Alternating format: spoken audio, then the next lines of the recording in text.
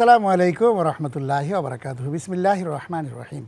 এই মুহূর্তে বাংলাদেশ সহ বিশ্বের অগণিত দর্শক শ্রোতা যে প্রান্তে বসে আপনারা বৈশাখী টেলিভিশন দেখছেন, আমি এইচ.এম. বরকতুল্লাহ আপনাদের সকলকে জানাচ্ছি শুভেচ্ছা এবং অভিনন্দন। মহান স্রষ্টা আল্লাহ তাআলার দরবারে বিনীতভাবে শুকরিয়া আদায় করছি। আলহামদুলিল্লাহ, বিশ্বনবী জনাবে মুহাম্মদ রাসূলুল্লাহ সাল্লাল্লাহু আলাইহি ওয়াসাল্লামের প্রতি অকৃত্রিম ভালোবাসা এবং তার প্রতি দরুদ এবং সালাম প্রেরণ করে শুরু করছি আজকের পরিবেশনা। প্রিয় দর্শক, আমরা প্রতি জুমাবারে নাই আজকেও হাজির হয়েছে আপনাদের সামনে আপনাদের জীবন ঘনিষ্ঠ এবং জীবন জিজ্ঞাসামূলক প্রশ্নোত্তরের আয়োজন ইসলাম ও সমাধান নিয়ে। আজকে আমাদের মাঝে স্টুডিওতে অংশগ্রহণ করেছেন অতিথি হিসেবে বিশিষ্ট স্কলার, ইসলামিক চিন্তাবিদ, জননন্দিত মুফাসসিরে কোরআন, আস-সুন্নাহ ফাউন্ডেশনের সম্মানিত চেয়ারম্যান জনাব মাওলানা শেখ আহমদুল্লাহ। আসসালামু আলাইকুম ওয়া রাহমাতুল্লাহি ওয়া বারাকাতুহু। জি মোহতারাম, আপনাকে স্বাগত জানাচ্ছি আমাদের আজকের আয়োজনে। ধন্যবাদ আপনাকে। প্রিয় দর্শক, টেলিভিশন স্ক্রিনে একটি নাম্বার আছে, সেই নাম্বারে আপনারা টেলিফোন করবেন, মোবাইলও ইনশাআল্লাহ আপনারা আমাদেরকে পেয়ে যাবেন।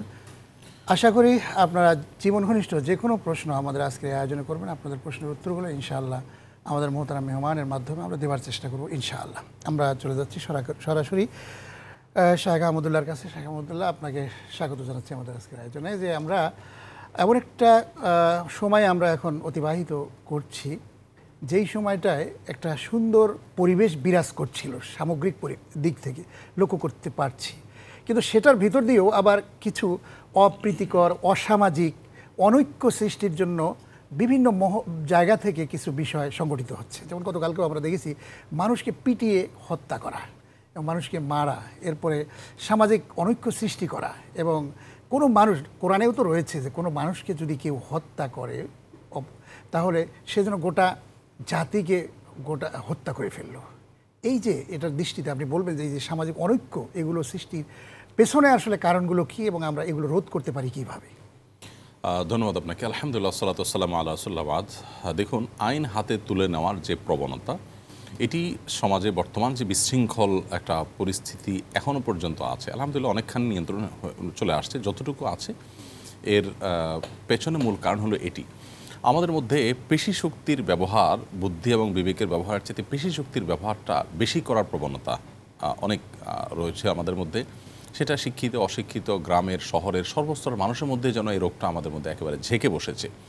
গতকালকের যেটি বিশেষ করে ঢাকা বিশ্ববিদ্যালয়ের তথাকথিত শিক্ষার্থী, যারা দেশের সবচেয়ে মেধাবী মানুষ হিসাবে খ্যাত এবং পরিচিত, সেই স্টুডেন্ট, সেই তরুণদের হাতেই একজন মানসিক ভারসাম্যহীন মানুষ অত্যন্ত ঠান্ডা মাথায় খুনের শিকার হলেন। লোকটিকে পিটিয়ে মেরে, এরপরে তাকে ঠান্ডা মাথায় খাইয়ে, তারপরে আবার দ্বিতীয় দফা তাকে মেরে তিলে তিলে শেষ করা। মনে হচ্ছে যে জাস্ট খুনের নেশায় কতগুলো তরুণ উন্মত্ত ছিল। মনে হলো যে খুন করবার জন্যই তারা প্ল্যান প্রোগ্রাম করে ঠান্ডা মাথায় হেসে খেলে একটা মানুষকে খুন করে ফেললো। এবং পরবর্তীতে যেটা জানতে পারলাম যে লোকটার মা বাবা, ভাই বোন ক্যান্সারে আক্রান্ত হয়ে মারা গেছেন, সব ফ্যামিলি সবাইকে হারিয়ে সে পাগলের মতো হয়ে গেছে। এরকম একজন অসহায় মানুষ যে সবাইকে হারিয়ে ভারসাম্যহীন হয়ে গেছেন, তাকে জাস্ট চোর সন্দেহে আপনি মেরে ফেললেন। একজন মানুষ যদি চুরি করেও চোর যদি সাব্যস্ত হয়, তাহলে শরিয়া আইন বলেন, বর্তমান প্রচলিত আইন বলেন, কোনো আইনে কিন্তু চোরকে মেরে ফেলার, মৃত্যুদণ্ড দেওয়ার কোনো সিস্টেম নেই, কোনো আইন নেই। সেখানে চোর সন্দেহ করে মেরে ফেললেন, চোর হলেও তো মারার কথা ছিল না, সেখানে সন্দেহ করে মেরে ফেললেন। দেখুন, এগুলোর অন্যতম প্রধান কারণ হলো আমরা প্রত্যেকটা মানুষ আইন নিজের হাতে তুলে নিই। আমাদের পেশি শক্তি জাহির আমরা বেশি করি, আমাদের হাত আগে আগায়, বিবেক পরে পিছনে থাকে। যদি বিবেক আগে আগাতো তাহলে আমি চিন্তা করতাম যে লোকটা চুরি করলে আইন আদালত আছে, আমি সেখানে সুপর্দ করব। আইন আদালতে যদি যথাযথ কার্যকর ব্যবস্থা না নেওয়া হয়, সেখানে প্রেশার ক্রিয়েট করে ব্যবস্থা নেওয়ার ব্যবস্থা করব। কিন্তু আইন আমি যদি হাতে তুলে নেই, তো আজকে আপনি আমাকে মারবেন, কালকে আমি আপনাকে একটা অজুহাত দিয়ে মেরে ফেলবো।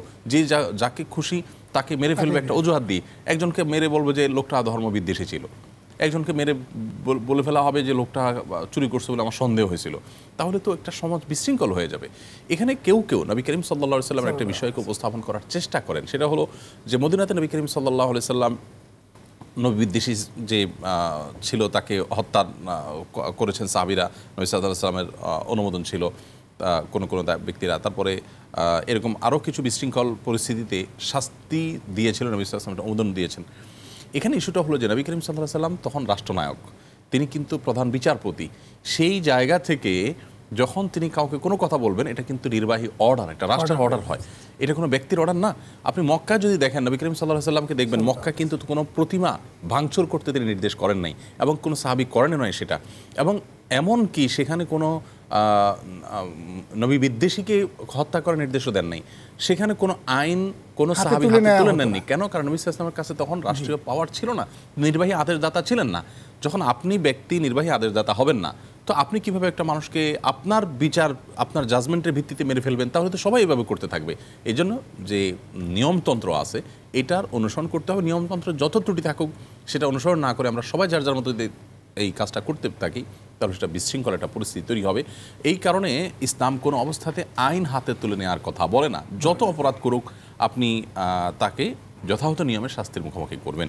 ভিন্ন মতের কোনো মানুষকে আপনার যে কোনো মুহূর্তে তাকে দাবিয়ে দেওয়া বা তাকে তার বিষয়গুলোকে অন্যভাবে নেয়া, এটি ইসলাম কতটুকু সমর্থন করে? দেখুন, মত প্রকাশের স্বাধীনতারও একটা সীমানা আছে। নিশ্চয়ই বাংলাদেশ রাষ্ট্রের অস্তিত্বকে যদি কেউ অস্বীকার করে তাহলে সেখানে আমরা মত প্রকাশের স্বাধীনতা দিব না।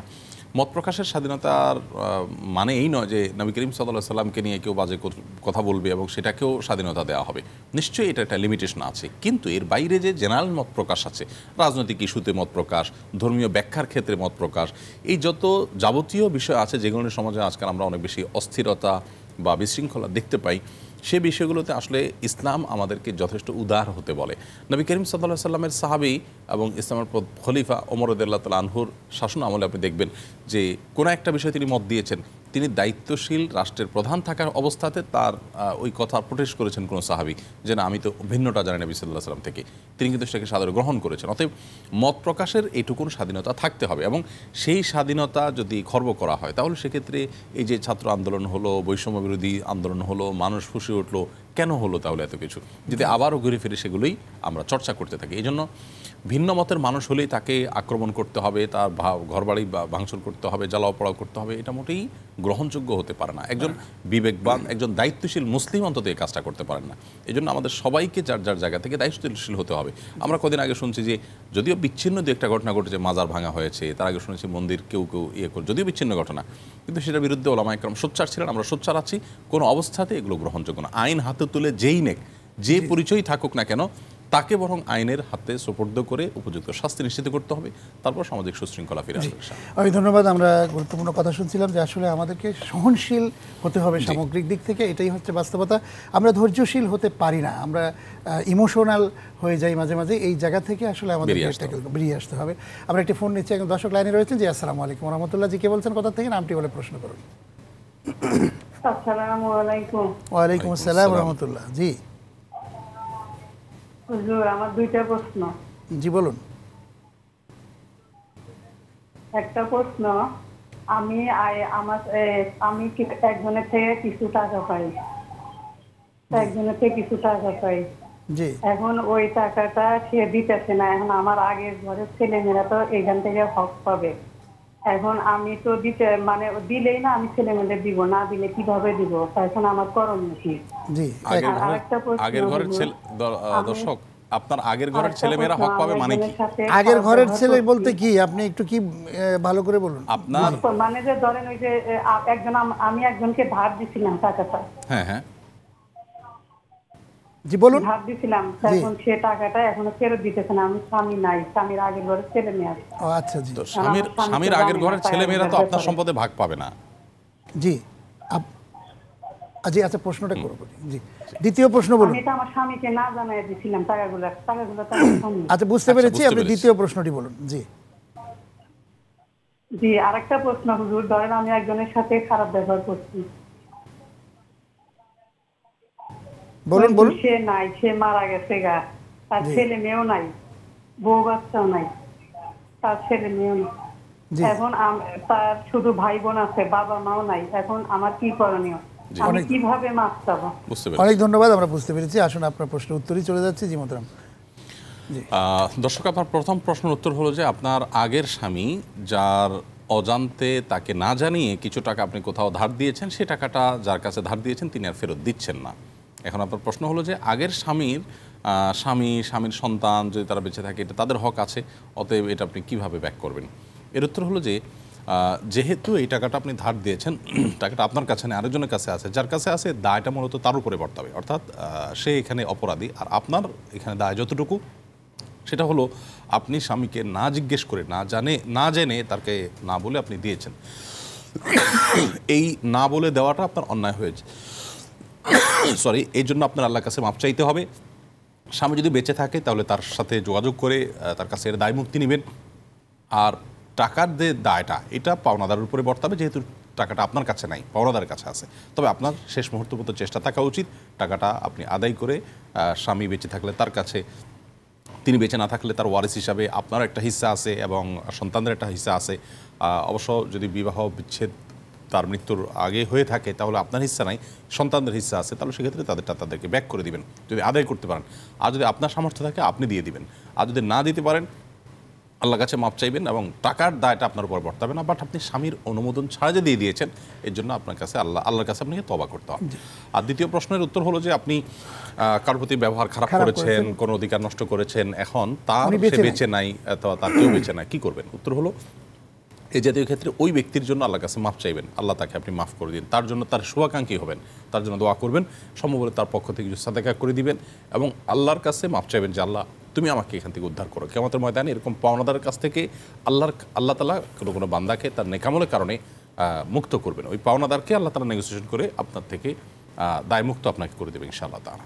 জি মোহতারাম, আসলে আমরা সামাজিক অনৈক্য সৃষ্টির জন্য বিভিন্ন জায়গা থেকে আসলে বরাবরই বিভিন্ন রকম এরকম অপ্রীতিকর ঘটনা আমরা লক্ষ্য করি। সামাজিক অবক্ষয় কিন্তু একটা নৈতিক অবক্ষয় বলতে পারি আমরা, সেই দিকে কিন্তু ধাবিত হয়ে যায়। সুন্দর সমাজ বিনির্মাণের জন্য আমাদের কী করণীয়? সেই সাথে আমরা দেখতে পাচ্ছি যে সরকার পরিবর্তন হয়েছে। আগে যে সরকার মানুষের উপরে চরম অবস্থা সৃষ্টি করেছিল, সেই জায়গা থেকে বেরিয়ে এসে মানুষ যেন সুন্দরভাবে বেঁচে থাকতে পারে, সুন্দরভাবে তার পারিবারিক সামগ্রিক জীবন পরিচালনা করতে পারে, সেই দিক থেকে আবার লক্ষ্য করা যাচ্ছে যে একটা দখলদারিত্ব মনোভাব আবার মনে হয় যেন একটা কঠিন পরিস্থিতি সৃষ্টি করা সমাজের মধ্যে।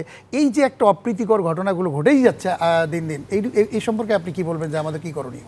দেখুন, অনৈক্য এটা প্রতিরোধ করবার জন্য সরকারের বিভিন্ন পর্যায়ে যারা দায়িত্বশীল আছেন, তথাকথিত পেছনের নেপথ্যের নায়ক, মাস্টার মাইন্ড, দায়িত্বশীল যেই পর্যায়েরই হোক না কেন, সবাইকে দায়িত্বশীল হতে হবে।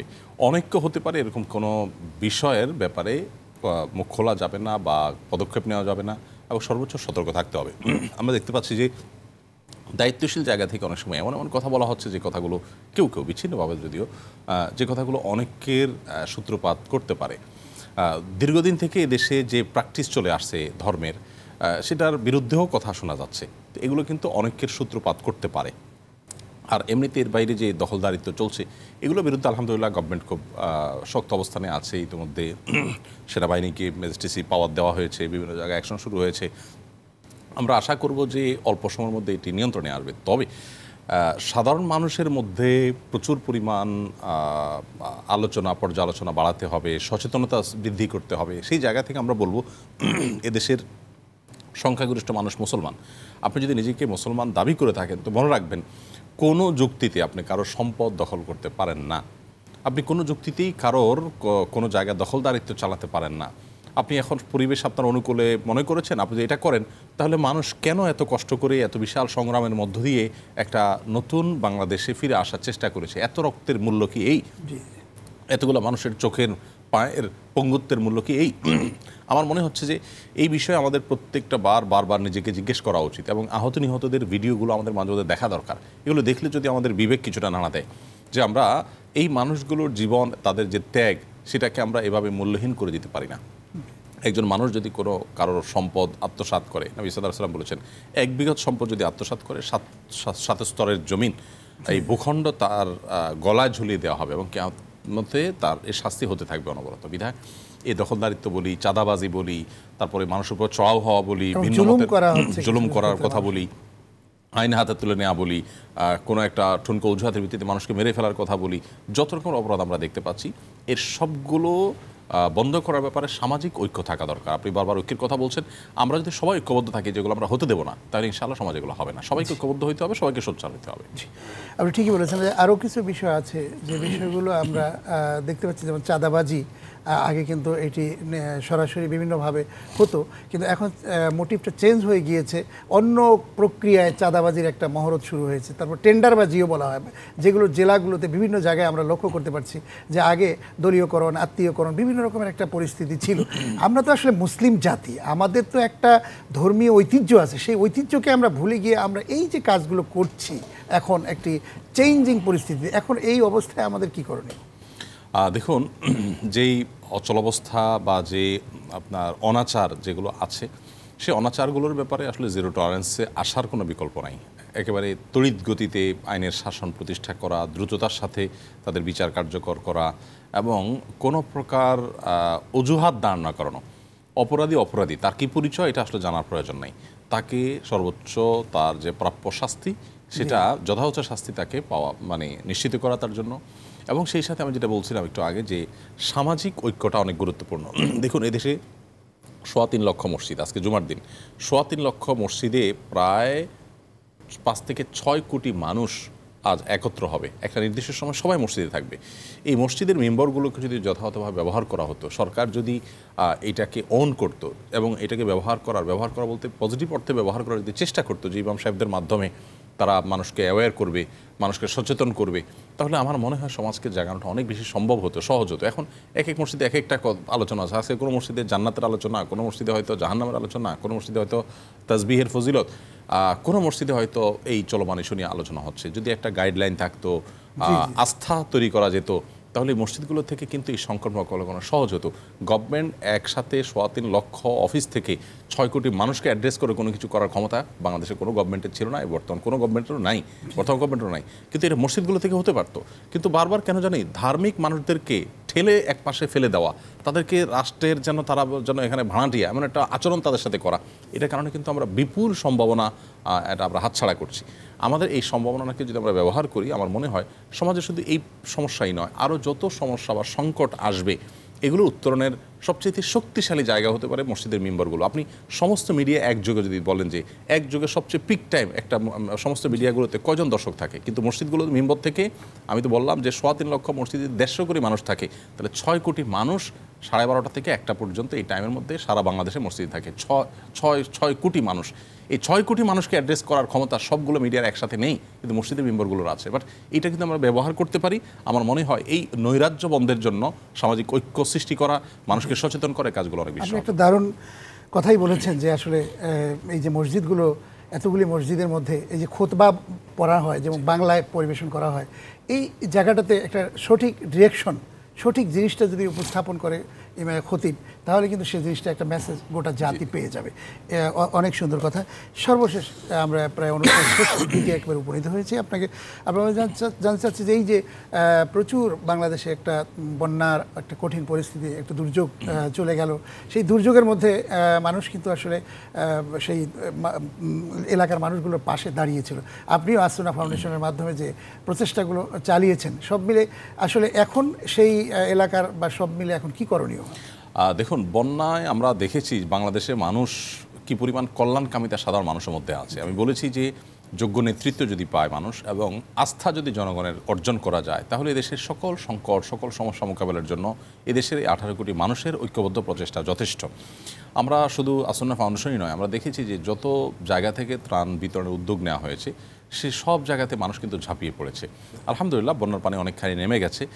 কোনো কোনো অঞ্চলে এখনও পানি আছে, মানুষ এখনও পানিবন্দী আছে, যদিও বেশিরভাগ অঞ্চলে নেমে গেছে। এখন দরকার পুনর্বাসন। আমরা আসন্না ফাউন্ডেশন থেকে প্রাথমিক যে 2,20,000 পরিবারকে ত্রাণ দেওয়া, 10 থেকে 17 কেজি করে এক এক পরিবারকে, সেটা আমরা শেষ করেছি। এরপর আমাদের দ্বিতীয় ধাপে পুনর্বাসন কাজ শুরু করেছি। 5,000 মানুষকে ঘর বানিয়ে দেওয়া, কৃষকদেরকে নগদ অর্থ সহায়তা দেওয়া, এগুলো আমাদের কাজ চলমান আছে এবং সেখানে প্রায় 40-45টা টিম কাজ করছে আমাদের স্পটে। আরও কিছু টিম সেখানে যুক্ত হবে। আমার আলোচনার বিষয় হলো যে পরবর্তীতে বন্যা, এবছর বন্যায় আমরা কিন্তু বেশ কিছু সমস্যার মধ্যে পড়েছি। এর ভিতরে সবচেয়ে বড় সমস্যা হলো সমন্বয়হীনতা। কোন জায়গায় ত্রাণ পাই নাই আমরা জানছি না, এক জায়গায় 5টা দল এসে ত্রাণ দিয়ে যাচ্ছে। এই সমন্বয় সৃষ্টি করার উদ্যোগটা থাকা দরকার। এটা যদি গভর্নমেন্টের থ্রু থেকে হয়, ডিসি অফিসগুলো থেকে হয়, যদি এরকম এবার একটা অস্থিরতার অবস্থা ছিল, তাহলে আমার মনে হয় এগুলোকে খুব সহজে আমরা মোকাবেলা করতে পারবো। এবং মানুষ যদি ঐক্যবদ্ধ থাকে তাহলে যে কোনো সংকট নয়, এই বন্যা আবারও আমাদেরকে সেটা কিন্তু দেখিয়ে দিয়েছে। অতএব জনগণকে বিভক্ত করা চলবে না, কোনো নামেই, রাজনীতির নামে, ধর্মের নামে কোনোভাবে জনগণকে বিভক্ত করা। এখন আমরা যদি দেখতে পাচ্ছি যে ধর্মের নামে ভিন্ন কোনো থিঙ্কিং এসে সেটাকে এই দেশে এস্টাবলিশ করার অপচেষ্টা করা হচ্ছে, তো এটা আরেকটা অস্থিরতা তৈরি করবে। তো এই জন্য জনগণকে ঐক্যবদ্ধ রাখতে পারলে, মানুষকে আস্থায় রাখতে পারলে কোনো সমস্যার সমাধানের জন্য সরকারের সামর্থ্যের চাইতে জনগণের ঐক্যের শক্তিটা অনেক বেশি, সেটা ইনশাআল্লাহ অনেক বেশি উপকার আসবে। আপনি ঠিকই বলেছেন যে আসলে একটা সামগ্রিক পরিস্থিতির যে কোনো মোকাবেলা করার জন্য গোটা জাতি যদি ঐক্যবদ্ধ হয় তাহলে কিন্তু যে কোনো পরিস্থিতি এটা সামাল দেওয়া এটা কোনো বিষয় না, যে কোনো দুর্যোগে হোক বা যে কোনো পরিস্থিতি আসুক না কেন। আপনাকে অনেক ধন্যবাদ, অত্যন্ত চমৎকারভাবে আপনি আজকের আমাদের আয়োজনে কথা বলেছেন, বক্তব্য দিয়েছেন। বৈশাখী টিভির স্টুডিও থেকে আপনাকে অনেক ধন্যবাদ জানাচ্ছি। ধন্যবাদ আপনাকে, জাযাকাল্লাহ খাইর। প্রিয় দর্শক শ্রোতা, অনুষ্ঠানের শেষ প্রান্তে কথাই বলতে চাই যে আসলে মানুষ মানুষের জন্য, কোরআন কিন্তু একথাই বলে যে মানুষের জন্যই, মানুষের কল্যাণের জন্যই কিন্তু আমাদেরকে এই পৃথিবীতে পাঠানো হয়েছে। তাই আসুন আমরা আমাদের কার্যক্রমের মধ্যে আমরা যেন মানুষের কল্যাণ করতে পারি সেই চেষ্টা এবং সাধনা আমরা আমাদের সামগ্রিক পরিমণ্ডলে করে যাই, এই হোক আমাদের প্রচেষ্টা। আজ শেষ করছি, আগামী অনুষ্ঠান দেখার আমন্ত্রণ জানাচ্ছি। আপনারা সবাই ভালো থাকুন, সুস্থ থাকুন। আল্লাহ হাফেজ। আসসালামু আলাইকুম ওয়া রাহমাতুল্লাহি ওয়া বারাকাতুহু।